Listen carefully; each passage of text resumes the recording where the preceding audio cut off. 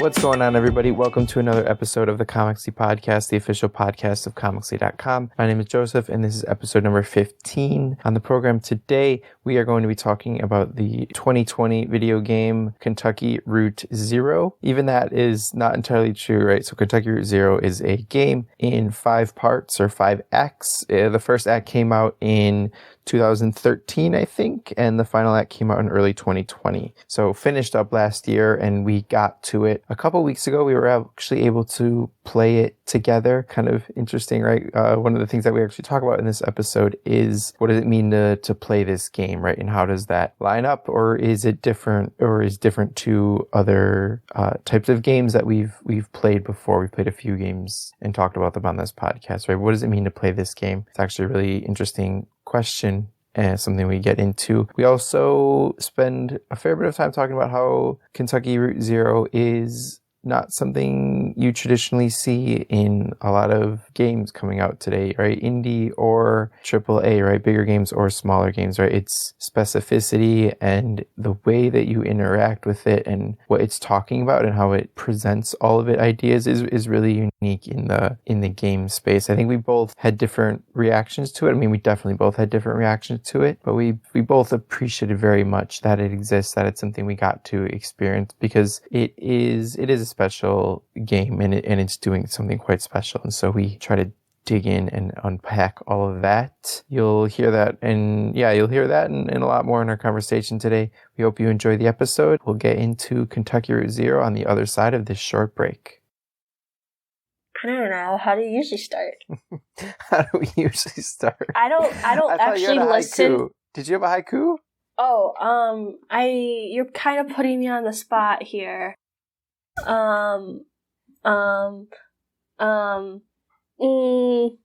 Kentucky Route Zero. Wait, no, yeah. Kentucky Route Zero. No. This game that we played is very good, but I think I might be dumb. Yeah. Is that it? Yeah, that's it. Well, that's a pretty good place to start. Why do I think I'm dumb? Let's be a little bit more critical, because you're not dumb, but why you didn't like this game? Did not hook you. Me. Did not speak pique to your me. interest. Did not speak to you. Why do you think that is? As somebody who isn't really a gamer in the first place, if I'm gonna play a game, I need to be entertained and beyond pointing and clicking and reading a whole lot of things. Mm-hmm. I'm more like an overcooked kind of gamer, you know. Mm-hmm. Whereas this game, it did feel like a choose your own adventure book. Okay, so it's just not. This game was not the thing that you come to games for. Yeah. Okay. I think that's really fair. And that's something, I know we're kind of starting in the middle of it. I think that's okay, because this is going to be... It's going to be that kind of podcast. Well, this is going to be that kind of podcast, and we're just going to be either really short, which is fine, or it's going to be too long, because I'm going to start rambling. So if I do, please cut me off. Okay. Because you know when that's happening.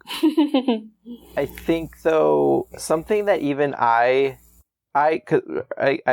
listen to game podcasts, I read video game websites, so I knew this was a game, right? So Kentucky Route Zero is a game in 5 acts, and the 5th act came out in early, March of 2020, maybe even earlier than March. It might have been January or February, but early March 2020. So we're playing it about a year. We're getting to it. I'm getting to it about a year later. I knew it had this reputation as sort of dealing with issues that games don't deal with, right? And dealing with them in a sort of depth. I was saying you're not gonna walk away from playing Super Smash Bros. With some greater understanding of the world. No, right? Yeah. So so dealing with them in a sort of depth that games don't really do, right? But even I, right? So going into it being excited by that, even I I think that first act is fun. I was like figuring out what this is. Act 2 is interesting, right? I think there's some like funny stuff in Act 2. Act 2 is interesting, but Acts 3 and 4, which start Acts 1 and 2 relatively short, Acts 3 and 4 getting a lot longer. What you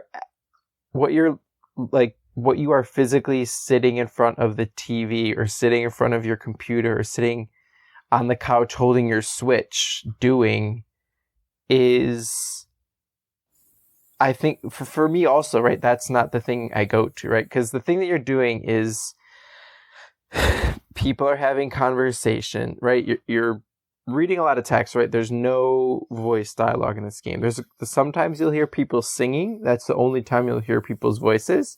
The singing is actually really, really beautiful. I think we'll talk about one of those moments at some point during this conversation. I think that's probably my like top 2 or 3 favorite moments in the game.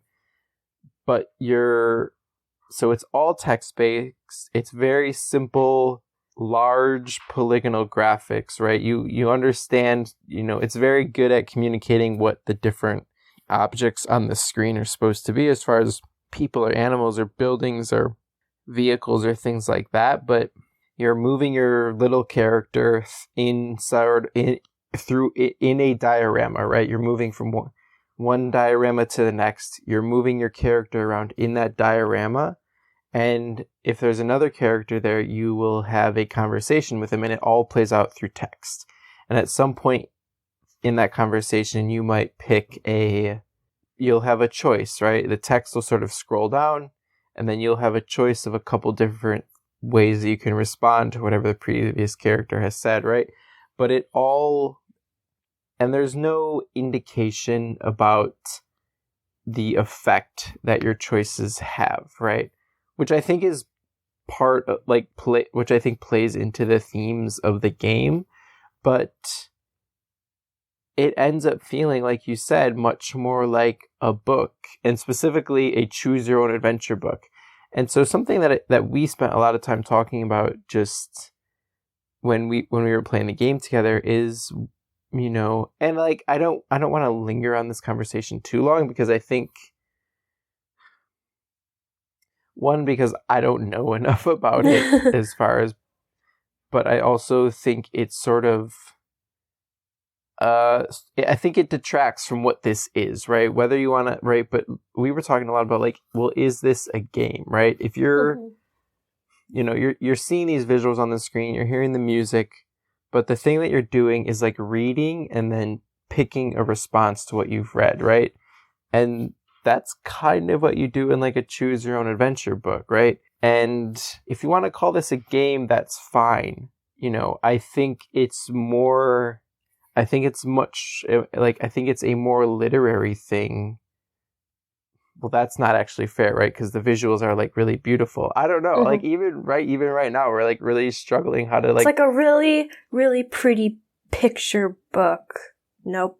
That detracts from it. Never mind. Yeah, right. So like, I think just even us like struggling with how to describe this, right, is kind of gets at like this thing defies description, right? Because it's really expansive in what it's trying to do.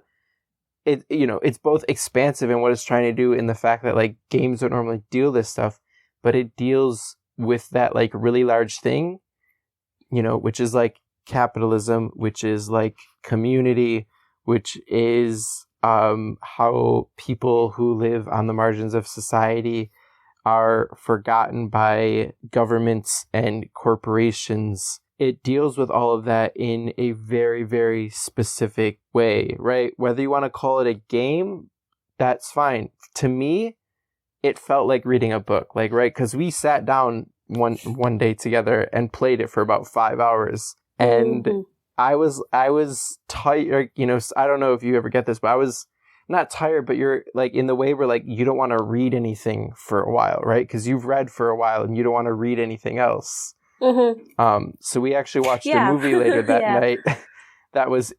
We watched a Studio Ghibli movie. We watched Howl's Moving Castle, right? And we watched the English language version because we didn't want to read subtitles anymore because we felt like we'd read for 5 hours, right? So like whether you want to call this a game, whether you want to call this some sort of like visual novel, right? I think that's probably the better way to describe it, a visual novel. Whether you want to call it like a play, because it's a thing that, right? There are black screens that come up when you move from one diorama to the next, that like act 1, scene 6, right? Like those transitions come up whenever your diorama moves, right? Very much like a play would.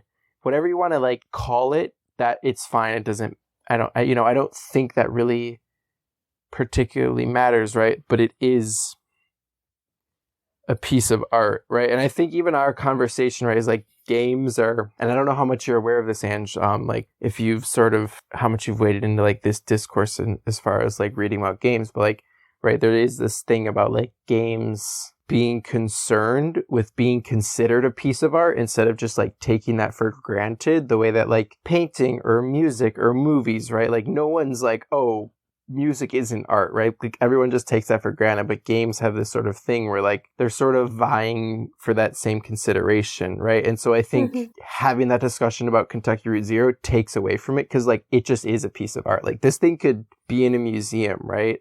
One thing I was thinking of, and I would like your opinion, like if you actually weren't playing, right? You were not the one holding the controller most of the time, right? I was watching you play and occasionally falling asleep. Yeah, to be honest, just a few times, right? Just for a little bit. But like, do you think I was wondering this, right? I was the one like holding the controller. We were talking about the decisions, right? But I was wondering, do you think the experience of watching what unfolded and reading it, right, interacting with it, would it be hugely different if you were the one holding the controller? Or do you think this is a thing where you could watch someone else play it and get a really similar experience, right? Do you think do you understand what I'm saying? Like, do you think it matters, like, if you're actually making those decisions, right? I think it probably does. Okay, why do you think it does? Because, like, even, like, sometimes I'd be like, I would want to make a different choice than what you wanted to make, right? Okay. And also, I feel like, I don't know, I think with that specific one, just because there are so many choices involved, and, like, I could tell that you cared more about what happened to the characters than I did. That might just because I'm ignorant and it didn't hit with me, or maybe it was because you were like the one like controlling them, you know? Okay, so I get what you're talking about.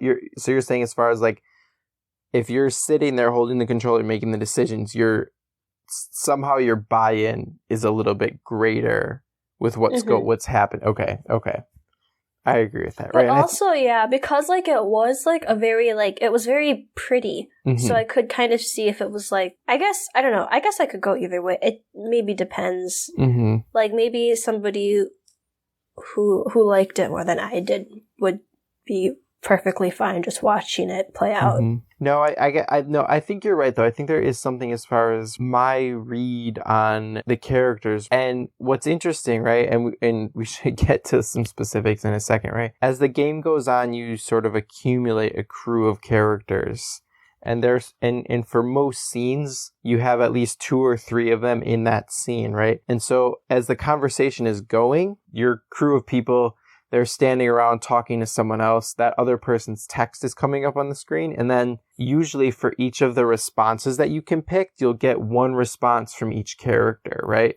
So in those conversation choices, you're picking who gets to talk and what do they get to say, right? And so you're very much steering the tone of the conversation and the like involvement of the conversation, right? Because there were moments where I was like, well, this character, as far as how I feel about them, they wouldn't be involved here, right? This would be like someone else would be really involved in this conversation. So I'm gonna, even if I don't love what my like option for them what to say is, they're like, I want them to speak because I think this is something that they really care about.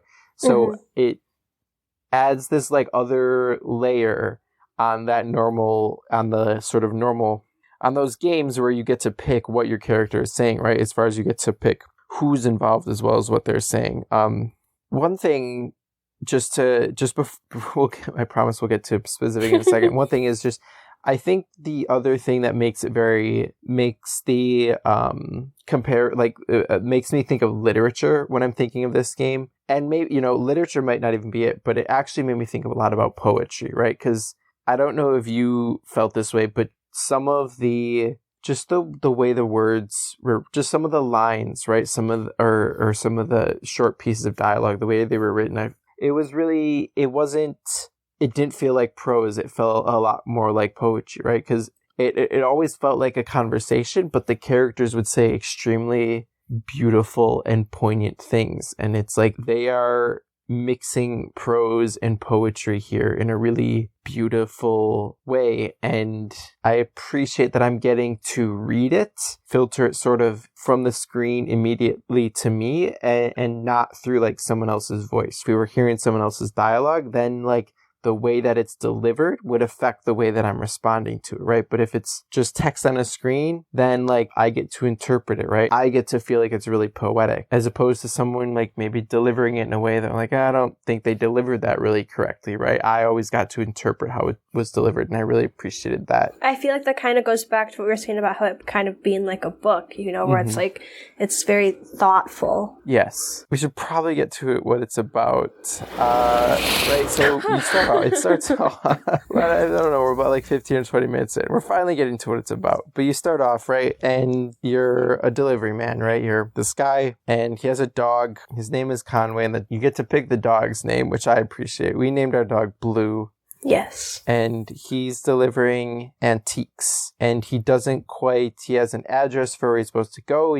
But he's never heard of that road before, right? He's looking for 5 Dogwood Drive, and he's never heard of Dogwood before, right? And so you stop off at this gas station, right? The first scene is at this gas station. You're talking to this old, I guess I don't know if he's old, but you're talking to this guy, right? He's outside a gas station. I guess I just get the sense that he's been there for a while, but he tells you that you can go look on his computer to figure out where Dogwood is, right? Go use the computer, and before you do that, you have to turn the electricity on because the power company has turned its electricity off. And you go into the basement and you encounter this group of people playing a dice game, and I think it's intended to be Dungeons and Dragons, right? But yeah, because it was the 20-sided die. It was a 20-sided die, and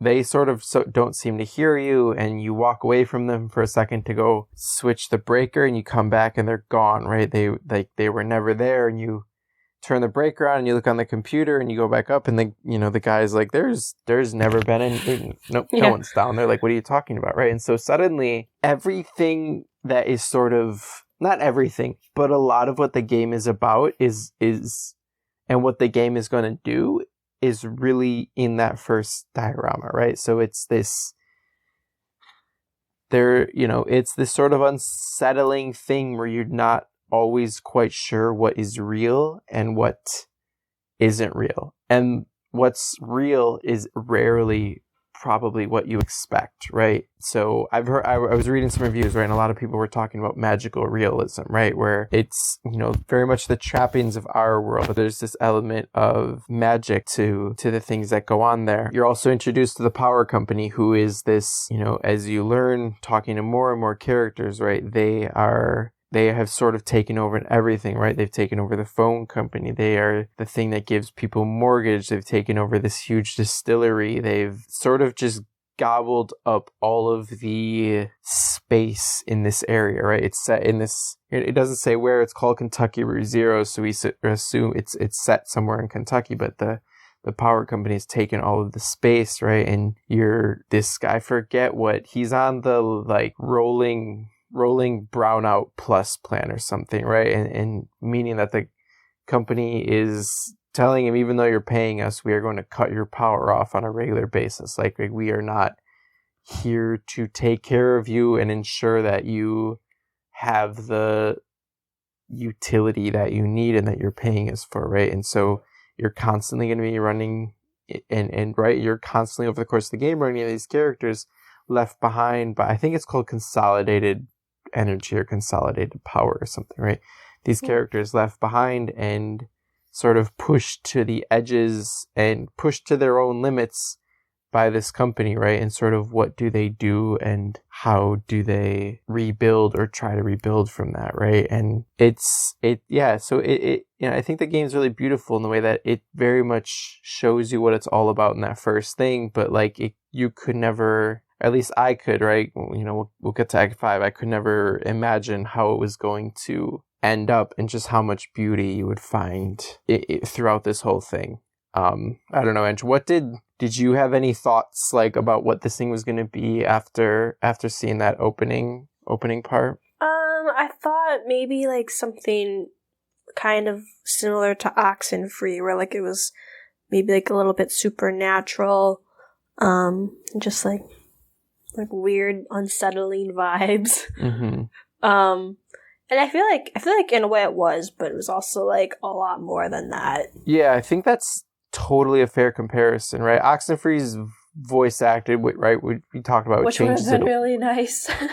It would have been nice, right? I don't know. Well, so do you agree with the thing I said about like reading it? Like it would have been nice to hear it just because you wouldn't have to read so much. But do you agree with that thing about like when you're reading it, you get to interpret how you think it would deliver it versus like thinking about, what are they saying and how that's delivered? Do you agree with that? Or yeah, I'm just lazy and I just fell asleep while reading it. Okay. All right, fair. All right, so yeah, I think the comparison to Oxenfree in terms of like that sort of unsettling sort of vibes is fair, right? But in terms of its themes and how specific it is, I think Kentucky Route Zero goes beyond it a bit. I don't know. There's a million ways we could go in this conversation. I don't want it to get too unwieldy, so I kind of just want it. I don't know. Did you have any I guess I think the thing that I would like to do is just talk about favorite moments and then like roll that into a discussion of themes. So yeah, we could do that. I know you only saw me play through part 3. Mm-hmm. I don't know if you looked at what part 4 and 5 look like, but do you have anything that stood out to you, like visually, anything that you read, any of the text, any of the dialogue, any of the scenes that you were just like, oh, this, even if this isn't my game, I really appreciate what it's doing right here. The part where with the song, mm-hmm. That's like the first thing that popped into my mind. I mean, one, it was like, I like the song. Yeah. I liked how it sounded. Yeah. And I don't know, I think it was like also a nice break. And not like a break, but like maybe it was like a break. Like a nice little treat, mm-hmm. And like we just kinda got to like sit back and just like enjoy the vibes. mm-hmm. No, absolutely. I forget if that is in, I think that's Act 3. I was going to say, I think it's early Act 3, right? The characters they go into this bar, right? They're supposed to play a gig in the bar and no one is there. So they just play for their friends. And it's this beautiful, beautiful song, right? It's a lot of like synth and you get to pick what some of the lyrics are. And the background of what you're looking at fades away and it sort of floats into outer space as these characters perform. And I think you're right? In that moment, it's a beautiful reprieve, not just from sort of reading of the text and sort of processing everything, but is this moment of true beauty and I think magic coming after something that's really cool to see, but is really, it makes you feel horrible, right? Because that comes right after that play. Do you remember the play where I fell asleep during that play. Okay, so there's I remember it wasn't very happy. It wasn't a happy play though. No, I was right. like drifting in and out. Yeah, so it's this play. You don't know it's a play initially, right? But you're watching it starts out where you're supposedly just sitting in a bar and you're watching the people at the bar talk to the bartender, right? And then sort of as it goes on, you get these prompts to sort of look around and you understand that there's an audience sitting in a theater behind you and you're watching a play and the people at the bar and the bartender and everyone there is they're performing. These are the regulars at the local bar. One of them has this huge tab and the bartender's sort of giving them a hard hard time, and she's way behind on her payments, and the bartender is way behind on his payments, right? And he's had to make this horrible deal with the local distillery who, you haven't quite figured out what's going on with them. You do figure out what's going on with them in Act 3, but you haven't quite at this point. And he's had to make this horrible deal with them, right? But their reputation is that they put people into debt and keep them there. And so he's not quite sure what's going to happen. This other woman is there, and she's trying to sort of talk him out and say, no, I'll take care of her tab for the evening, right? And then her parents show up, and she has this sort of, right, her parents actually have run up a huge tab, right? And they're there, initially it's like, oh, they're celebrating a promotion, but then as they just sort of start to ramble in the way that, people who have just kind of sitting around drinking too much might, they start to ramble and like, wait, well, she hasn't actually been promoted, but they seem to come to this bar often in hoping, right? They're always talking to the manager, hoping that you're gonna, because he's always saying, oh, when a couple things shift around, you'll get promoted, and then you'll come in, like, you'll get a pay raise and everything, right? And it reminded me a little bit of in that moment. Did you have to read of Mice and Men in high school? Nope. Luckily, no. I lucked out of that teacher. Oh, we read Joy I Luck think Club you did, instead. right? So in Mice and Men, they're always talking. They're gonna get like a farm, and one of the characters is obsessed with rabbits, and they're going to get a farm with rabbits. And that's kind of, it's this sort of faded dream where they have to keep telling each other it because they don't have anything else to hold on to, but it's never going to happen, right? And like that book ends very tragically, right? And you don't know what ends up with these characters, but you kind of understand here like that this person's never getting a promotion, right? And they're, with the way that her daughter is sort of struggling with, she's at this, she's working for like, I don't know if it's quite a loan shark or if it's a mortgage broker, but there's some sort of lending service, right? But it's definitely like payday, short-term predatory lending, right? Really short-term loans with huge interest rates so that you're sort of taking advantage of very vulnerable people, right? And her boss is specifically, he invented a new loan that leverage, right, where people are putting up their houses and their possessions as collateral, and she is the only Black person in the office, and her boss specifically assigned that to her with the implication that like she is going to go, right, she as a Black person can go sell that to other Black people and take advantage people who might be in really hard situations, right? So it's this like extremely depressive scene, right? But like it's real, right? And it's not sarcastic, it's not played for laughs in any way, but it's this extremely depressive scene, right? But like every one of those characters is like, you either know someone who's in that situation, or you understand, that even if you don't specifically know that person, like that person exists, right? Like all of these things are real. You're just sort of seeing or hearing people talk about the machinations of like the way that systems of capital are used to oppress them, right? And this bar is where they come to sort of have a reprieve from that, right? They come to have a drink and talk to their friends, but it doesn't make it go away or better, and it's still oppressive and very sad to listen to. And so you have that scene, and then like, cut to the group that you're traveling with. They walk into that same bar after those people have left, and they play this extremely sad song, right? It's extremely sad, but it's beautiful song that just kind of drifts away into space. And so yeah, you're absolutely right in the way that it's like a respite from like what's been going on. And I think Act 5 is probably as a whole like my favorite thing I did in the game, but I think that part is probably like number 2. That is a moment that I'm going to remember about playing this game. I was looking for that song. Did you find it? Yeah, you can find it. It's pretty easy. There's like a release version that I think the lyrics are a bit different, but that's just because we chose them. Yeah. I also liked, I don't know, I thought it was cool how like in the Zero there was just like random things, like the place that like the landmarks were just like random names, or like when they were in the mines they're like between like the rowboat and the birdcage or something. I didn't understand exactly maybe what was going on. Well, so but like I think it also kind of, for me, it made like the environment, it seemed more like weird, or like it helped like set the tone for me, I guess, more to like, it's like, because it was like they were naming it like just like random everyday things, but like in a way that like I didn't really understand. Do you have any thoughts about like what that might mean or like what it might be about? I have a couple ideas, but I'm not sure. I don't know if there's a way to be right about it. Yeah, I guess there is. If I were to think about it, I would say like maybe it's just like a way to like show that like the same reason why why it's called Kentucky Route Zero is that, like, there's this familiar, like, thing, like Kentucky, right? But they're in this, like, weird, like, underground, unknown place, you know? So sort of, like, I don't know, not, like, a comparison, I guess, of, like, it's, like, normal things, but then making it, like, weird or abstract. Yeah, that thing where, like, you have where normal things are made weird just by placing them in this sort of odd situation. Is that, or Yeah, no? yeah. Okay. Yeah. I don't, have you ever watched Twin Peaks? No. No. Okay. I've seen, like, the first couple episodes. It's, like, I found it a little bit scary. I know, like, people who are big Twin Peaks, like, and it's not a scary show. It's, you know what the X-Files is? Pardon? Is that the one where there's the old dude and then the girl and then the boy? And that's not super. Never mind. Okay. Well, it's like, wait, no. Now I can't think of it. It's like Dad and you and John were super into it, and there's like this old guy and there's this girl who I think she was blonde. I watched one episode and I said, not for me. Yeah. That's what it's called? Fringe. No, I'm thinking about Fringe. No, okay, so it's a very similar thing. Fringe and the X-Files are doing a very similar thing. Okay.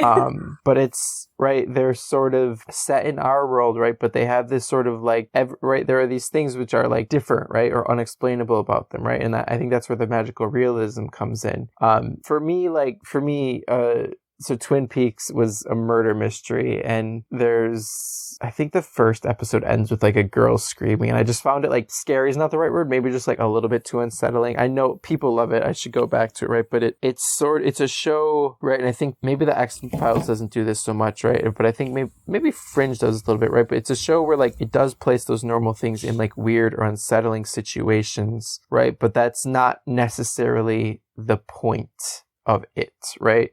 And I think that, like, with Kentucky Route Zero, right, it's sort of creating this mood, right, but it's talking about something else using these, like, themes, right, using this mood, it's talking about something else. And so I like, right, which I think we were getting with the name, right, it's like Kentucky, it's this place that we know, but there's this something else happening here, right? Something else happening here in terms of the unsettling or magical realism, or I don't know if you want to call it, like, paranormal or whatever, but there's something else happening here. But then there's also something else happening here in terms of, like, what's going on to the characters that's, like, unsettling, right? In terms of what they're dealing with. The thing that I thought about, right? So when you're on the Zero, right, which is this, like, underground highway, it's this underground highway that you're trying to get to, right? Because you have to get on the Zero to get to Dogwood, to get to your final destination where you're going to deliver the antiques. And all of the waypoints Andrew was saying are these, like, it's like a bicycle tire. I don't remember exactly, like a bicycle tire, a hot air balloon, right? Like,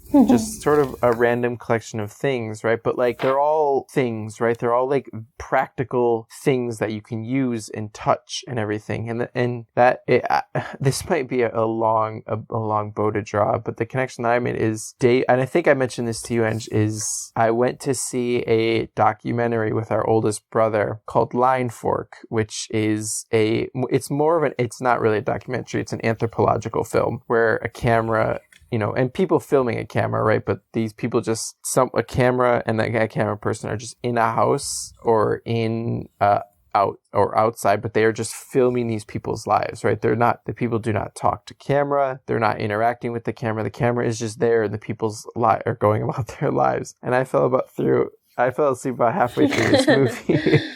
And our older brother got really mad with me for doing that. But it's also set in Kentucky. This movie is also set in Kentucky, and the name of the movie is called Line Fork because that's the small town where the people live, right? But the reason that the town is called Line Fork is because that's where the railroad forks, right? That is where the right. It's this extremely practical thing, right? Because and something else I've been thinking about a little bit is about, and I know Kentucky's not entirely in the Midwest, but I read this essay called "On Being Midwestern," right? About how it's really, we all, you know, we in like culture, right? You know, the Fargo brothers, right? They call it like Minnesota nice, right? And they have this sort of Midwestern trapping, right? But it's really hard to actually describe what it means to be from the Midwest, right? And something that I was thinking was like, I wonder if there's a certain practicalness, right? There's a certain, and again, even as I'm saying this sort of goes against the thesis of the essay, which is like, whenever you describe what it's like to be from the Midwest, you fall back on sort of euphemisms and useless metaphors, right? But I as someone from Wisconsin, there is a certain practicalness to having to live and be there, right? Because it's cold and sort of it's cold or it's really hot, or there are just these sort of things that you have to deal with, right? And not in a sense that like, oh, you're not going to survive, right? Because like we have houses and like air conditioning and heating and things like that. And so that sort of survival, we're not trying to survive necessarily. There are these other like more physical, tangible considerations that you might have to have living in that sort of place than like living in a more temperate climate like California, or even like a hot but like more, manageably hot, like hot, but like it's just kind of always hot. So you're used to it in like Florida or like somewhere in the South. So yeah, like seeing, and I think this game is kind of full of people not being very practical, but people like dealing with their situation in a very like practical way, right? So one of the things is like you deal with there's a couple instances where people have their house foreclosed on, so they just like pack up and leave, right? They were pushed so far, right? People trying to live, people trying to scrape by, you get this story that they're trying to make their payments and they're working as hard as they can, but like the bank is just pushing and right? And the bank in this case is this company, this consolidated power company. It's pushing them, right? So you pack up and leave, right? But you get this story of how they worked and pushed and tried to hold on to something as tough or as much as they could, right? Until they couldn't anymore. And I don't know if like practical is the right word, but it stuck in my head a little bit when I was playing this game, and I was thinking about that documentary and stuff.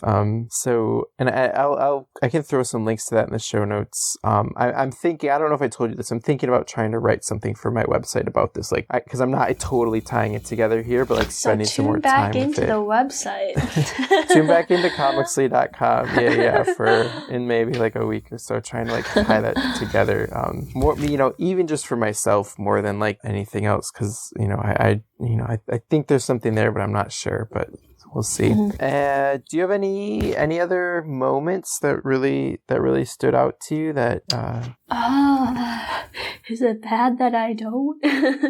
No, it's not bad. Okay, I don't. You don't have any? Okay. So there's a couple other moments of music in the game, right? And it often happens as, not as an act is ending, but it often happens as the characters are leaving the place, right? And the camera kind of zooms out and you'll just get these people playing music in the background, right? And I think this has maybe a little bit to do with like the practicalness thing that I was talking about, right? Is like in a lot of games, you're the most important person in that game. Whatever the world of that game is, in a lot of them, you are the most important person in that game, right? But I think those moments where the camera zooms out and you're seeing these people make this music, right? Yeah. There's one specifically at the end in the middle of Act 2, it zooms out and there's these people playing music on a porch. There's another moment in Act 4, so I don't think you saw it, but that whole act is on a river, and you sort of see at one moment a barge. So it's in the foreground, your characters are in the background, but the barge passes you in the foreground, and there's people playing music on the barge, and it passes very, very slowly, so you hear most of the song. Mm-hmm. And right, those moments are communicating that you are not the most important person in this game by any means, right? First of all, you're playing as a couple of people, and they're not the most important people, right? Because there are other people in this place living their lives, trying to deal with what is happening to the different communities in this area that they all live in, right? Because like we've said a couple of times, right? The story that you're getting over and over again is how this power company has pushed and continually ignored and in no way tried to help or provide for these people, right? You get the story about, you get a couple different times people losing their houses, right?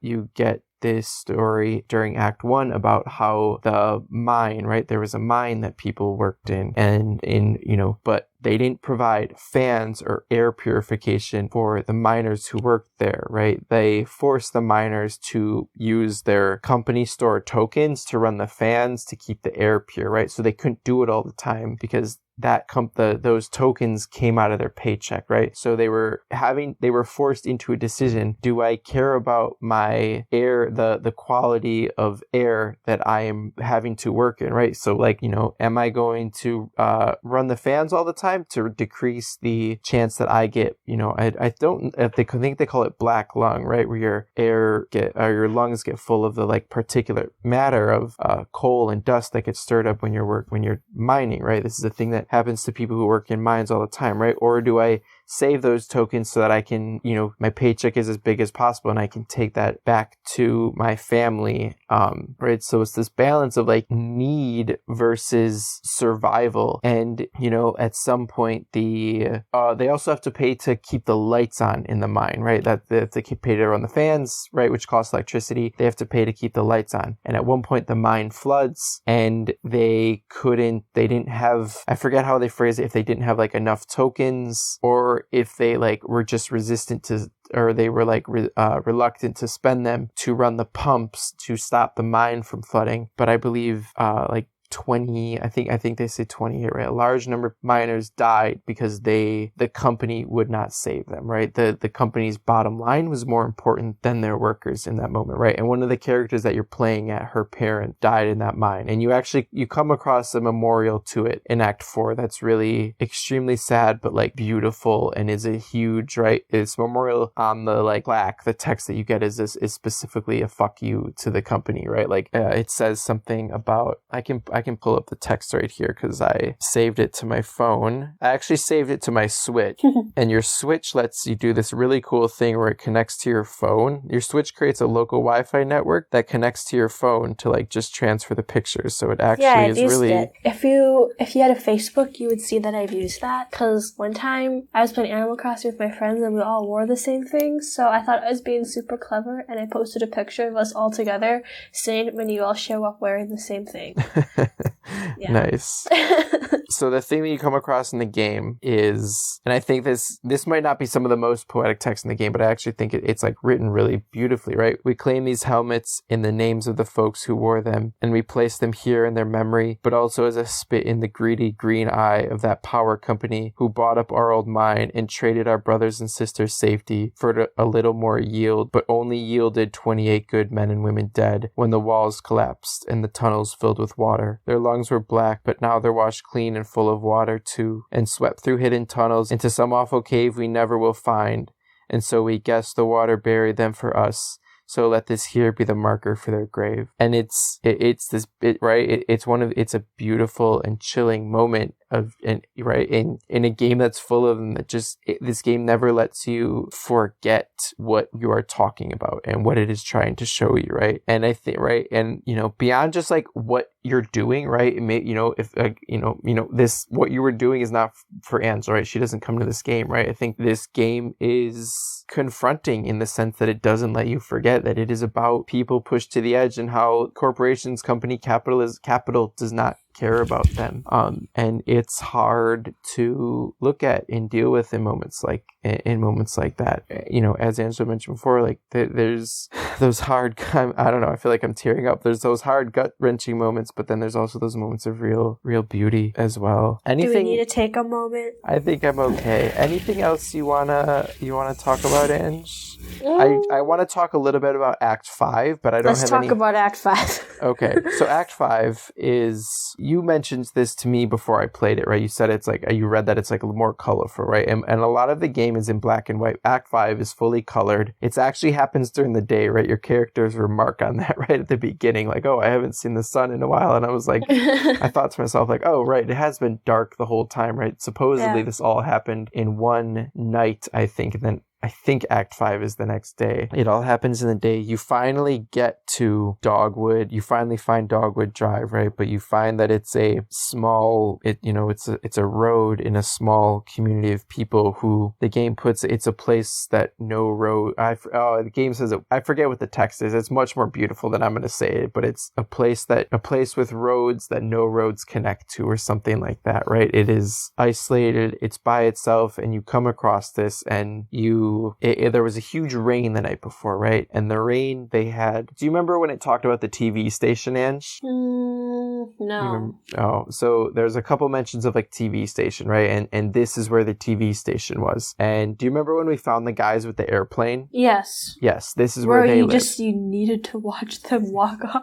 Well, it's right. That's like that, but that's what I'm talking about, right? So you come across at some point some guys pushing an airplane down a runway. It doesn't say that they're trying to fly. It doesn't say what they're trying to do. They're just pushing it down this runway because that's the thing they need to do, right? And I think that goes. It's a little unsettling, but it's just a lot of the description is about how hard they're working and how physical and how difficult it is, right? But it's just they're doing this at night, right? And it's like, I don't know what they're doing. I don't know if they're trying to get it to fly, right? But they're doing this extremely physical thing. And I guess maybe I'm just like wanting to believe this at this point, but right? But I think that gets back to maybe how you assume that they have a reason for doing this, right? And now they are set about this difficult task, right? And there's something like very coming back to this word of like practical again about them having to do it, but there's no explanation. There's no reason why. But at the end of the game, you come across these people with the airplane in this place, right? And so there's a restaurant here and there's the TV station, right? But there was this huge flood the day before, right? And it damaged the TV station, right? It destroyed a bunch of the videotapes. It washed out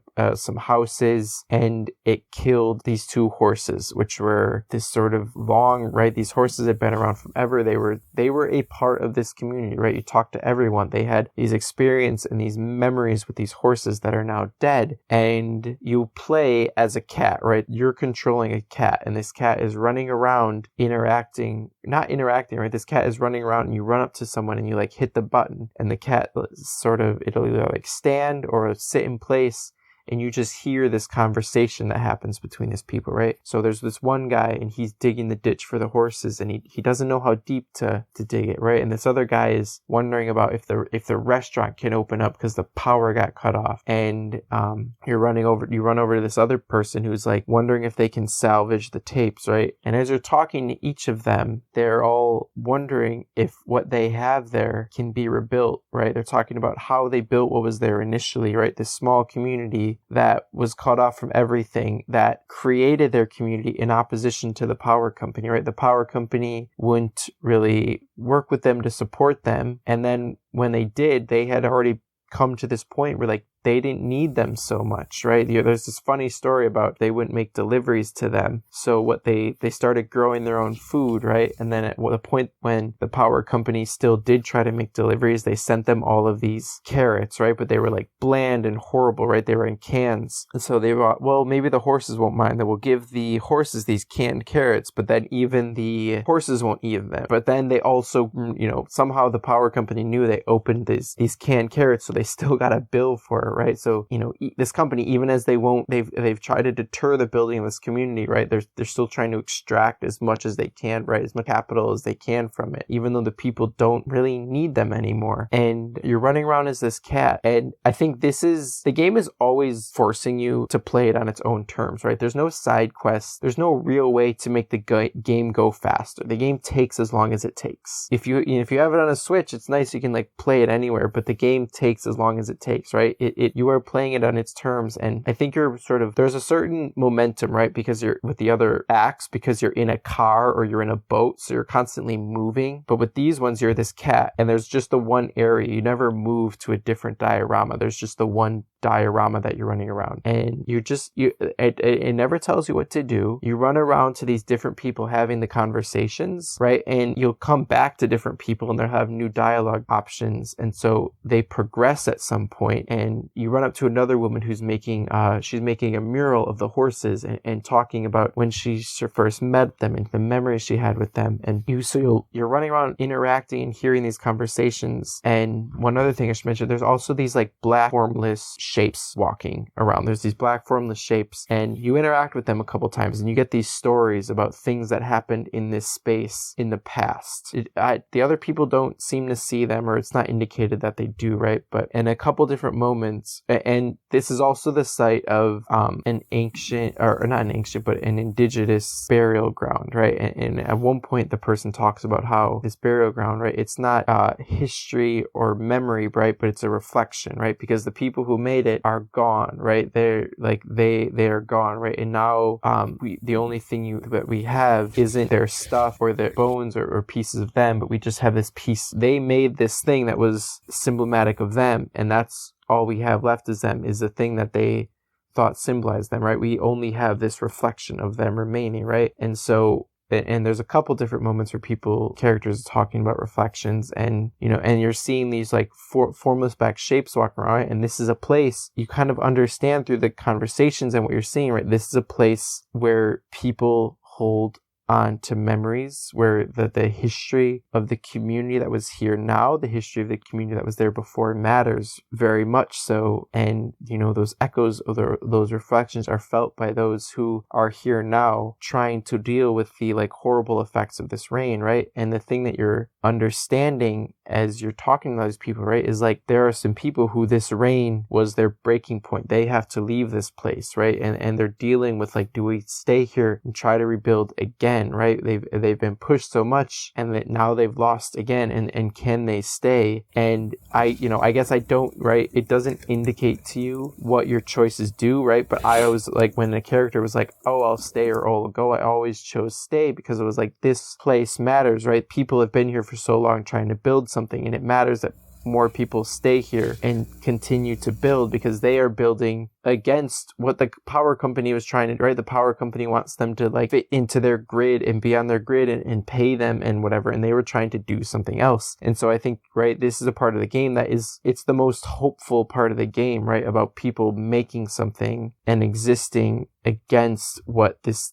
company was trying to do with them, right? And you see, I don't want to jump back but too much, but you see at one point that the power company, and they own a distillery, right? The distillery also, the power company also dispenses drugs, and one character at one point talks about how they get people into debt and they start to own them. And one of the characters, the character that you start out playing as, Conway, he sort of makes, he injures himself, and then, he makes a wrong decision and sort of gets into debt with the or gets into the debt with the distillery owned by the power company. And you see his character model starts to change, right? From a man, and he starts to become, his legs becomes a skeleton, then his arms becomes a skeleton, right? And from playing the game that the skeleton, there are people It's not a good thing to be a skeleton. It's not a good thing to be a skeleton, right? The skeletons are sort of people who they would have died, but they were in debt to the distillery, so they can't die, right? Even after death, it is holding on to them, right? It will wring everything it can out of a person. It will not let them, right? There is no freedom for them even in death. And so at the end of Act 4, Conway sort of goes with them, and that's the last you see of him. So he's not around for Act 5, right? Which is really sad, because you find Dogwood Drive and you make this, you can finally make your delivery, and he's not there. But so it's extremely hopeful. It's all colorful, and at the end, someone sings this really beautiful song, right? And what happens at the end is some characters leave and walk off. But I think most of the characters, I tried to make them stay. Most of the characters that you've been traveling with the whole time, they decide that they're going to make a new home there, right? They're going to make their own community there. The little like orphan boy, I don't remember if his bird shows up, but the like two people that sang the song that Angela talked about, I forgot for a second. They're androids. Did you remember? I didn't remember that. Or like I did not know that in the first place. I was reading it, and then I like remembered they talked about it on that, like when you're initially introduced to them, they talked about it, but I forgot by the end. But they're actually androids. And then a couple of the people that you pick up on the boat, they decide they're going to make a community there. So it's like really hopeful about, if the rest of the game is about how capital extracts and pushes people to the margin and breaks them down if it can, this game is about, well, what happens? What can people do if they do something in opposition to that and focus on taking care of each other? And it's really, I don't know, it's really beautiful. And it's like, it needed to end that way, because I think if it didn't, it would still be a beautiful game saying something really important, right? But like, I guess I'm just glad they found a way to say something hopeful about it in a game that's pretty dark. Yeah, I was half expecting expecting it to end just super dark, being like everyone like dies or is miserable at the end. But yeah, because I think that would be like the easier thing to do, you know, to just be like, and then everyone was sad. Yeah, no, I think you're absolutely right. And can you imagine, like, so this game came out in parts, right? Mm-hmm. So if you played part 4 and you just see Conway being taken away by those people, and then you're like, what happens, right? Like, I think you're absolutely right. Like, you would just be saying, like, it can only get worse for everyone else, right? And yeah, no, yeah, that's a great point, right? That would have been tough to deal with, but they found a way to say something really hopeful in that, which was nice. All right. Anything else, Ange? No. Do you think people should play this game? I think maybe a certain type of people. I wouldn't like recommend it to everybody. Yeah. You know? But I mean, if like you heard all of this and are like interested, yeah. Yeah. I guess like keeping people's expectations about what they think the game is going to be, you know? Yes. I think that's something that like listening to the podcast and reading the reviews I did is like I never had a really proper sense, right? So if you're gonna play it, like you're gonna read a lot, right? And it's gonna be it's gonna be about 10 to 12 hours, and that is just how long it's gonna take, right? Joey said it was, we were gonna play it one day, he said it would be 4 hours long, then it was like 5 hours, and we weren't even past the third act. And I would say don't play it all in one day. I think if you're gonna do it, like I think like you said, right? Maybe play an act a day for 5 or 6 days, right? Try to do an act a day. Yeah. Yeah. Know that you're in for a lot of reading. It's going to take as long as it takes, and it's not going to move super fast. And like, you need to probably section out how you're going to play this. Cause I think it's simple in that you're just reading and moving a character on a diorama, but it's still asking a lot of you, right? And how it's asking you to engage with what it's talking about. Cool. Do we want to move on to our next part? Let's do it. Okay. We'll be back in a second, folks.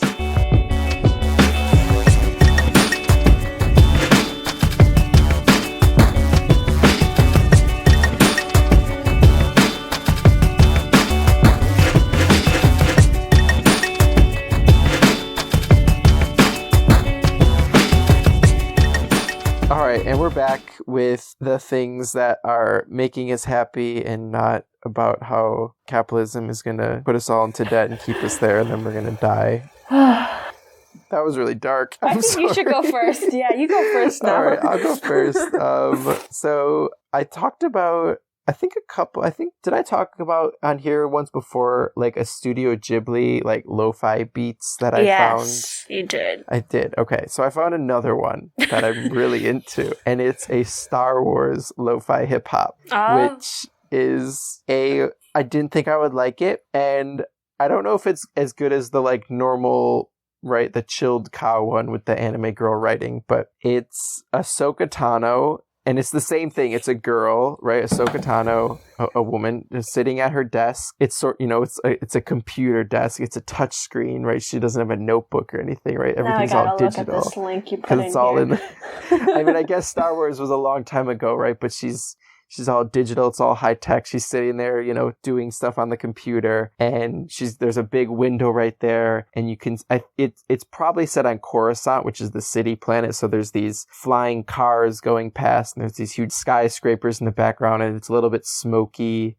And I think it's still raining. And there's a cat sitting in the window that like flicks its tail and its ears every so often. But the song, right? So I guess personally, I love looking at that.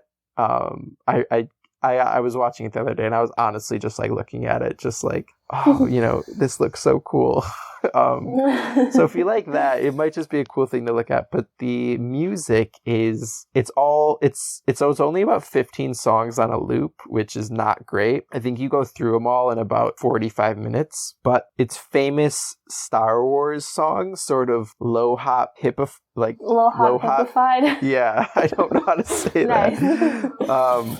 So the Star Wars Cantina song, Duel of the Fates, Rey's theme, a bunch of famous, some of the more famous Star Wars songs, and then they're sort of a little bit kind of with a little bit more of a like electronic, a little bit more synths, and then sort of slowed down a little bit, right? 'Cause it's definitely not like up tempo. It's not up tempo. Like some of those songs are normally up tempo, like the tempo of the song is slowed down, and they're like they introduce a few more electronic elements. So it's definitely still stuff you can study, and it's still very much background music, right? They turn those famous Star Wars songs into background music in a really cool way, with a really cool image to look at. So that's my new lo-fi hip hop beats to study and relax to for right now. It sounds cool. I don't even like Star Wars, but I would listen to it. All right, yeah, I'll send you the link. You should check it out. But okay. What about you, Ange? So I'm home for winter break, and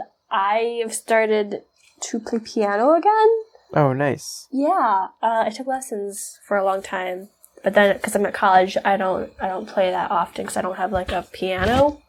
And so, Joey, you know how I sometimes make YouTube videos? Mm-hmm. I was in the process of making a YouTube video, and I was filming myself practicing, and then I was like, maybe I should, like, learn a song before I leave. Like, that'll be, like, a challenge. And the content. So now I feel like I have to for the content. But I've been using MuseScore.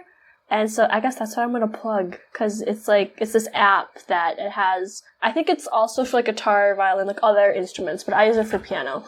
You kind of just look up like a song, and then there's like just a bunch of people who just like transcribed music and put it out there. And it's great, because I don't like buying music. It's too much of a commitment. So it's like those music books you would buy. Right. But free, or not free.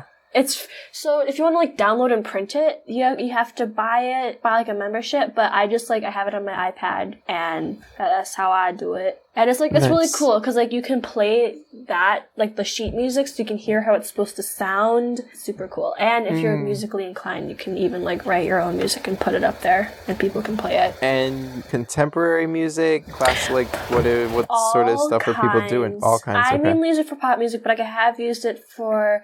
There's this like Italian guy who like writes really good piano music. I'm not even bother trying to say his name. He like there's like you can find like the Mozart, you can find the Beethoven, Bach, you can find all of that stuff. But I'm learning Blue and Gray, the song you liked from the BTS album. By BTS, nice. It's going pretty well, yeah. Okay, how does that? Is that difficult on the piano? I think that I chose a arrangement that is just challenging enough. Okay. Or like it's hard and it's gonna take me a couple days to learn, but there's only like a 40% chance I'll give up, whereas usually it's much higher. Okay. And if you search for a song, are there multiple transcriptions or is there one transcription? Okay. There's and then because like anybody can do it. Okay. And how do you pick the best one, I guess? Or like I don't know enough about music like to understand the difference in like transcription qualities, I guess. Well for me, because it's like I can read notes. And so like I can see like if this one has like a lot of notes, I'll be like, probably not for me. But then like, because I consider myself intermediate, whereas like if it's okay if it's kind of complicated, but then because you can also play like the sheet music, you can see how it sounds, and usually I can just tell by hearing it or looking at it that like I know what I can do and what I can't do. Okay. So then you can like pick if you want a more one that's more complicated, more notes, or one that's less complicated. Yeah. Is there like a rating system, or do you just have to? I think there is a rating system. Okay. Nice. That's really cool. Yeah. That's really cool. And if it's on your iPad, do you like swipe to the next one, or does it? Yeah. Okay. Well, you can do it where like you play it and just like put it there is like a play mode, and it like does it for you. It turns the page for you. But I usually don't play like at the right tempo, so I don't do that. Okay. Yeah. That's awesome. All right, so you're gonna try to finish. I'm gonna try to learn it. That? Okay. By Monday before I come back. Have you thought about taking the keyboard with you, or? I would like to, but I don't know how much I'd use it. Okay. Plus, I think, I don't know, Dad said he was going to learn it, but that was a long time ago. I think that period of time is over. He was on to it for like a couple months. Like, he really did it for a couple months. Yeah. But, you know, maybe. I don't know. All right. Well, I think that's us for another week, Ange. Let me pull up the notes. What do we say at the end of the show? You can follow me, right? We do our little follows you can follow Angela on Twitter not on Twitter. You can follow Angela on Instagram at glow.angela. You can follow me on Twitter at Joey Glowacki, Joey GLOWACKY. Please, if you want, rate and review the show on Apple Podcasts or your preferred podcast app. We're still waiting for our first couple of reviews. Or you can also email the show by sending your messages to podcast@comicsly.com. We're still waiting for our first email. And that's going to be a great day. We're going to be very excited. We are so you going can be the first. Yes. Oh my goodness. Okay. All the music you heard on this episode is the song Something Elated by the band Broke for Free. You can find their music on the Free Music Archive. And we hope you enjoy this episode. Hope you come back next week. We will not be talking about a video game. I don't know what next week is because we recorded and the episode, the order that we've recorded them in is not the order we're releasing them. But we'll be back next week and we hope you join us. See you then. Bye, everyone. Bye-bye.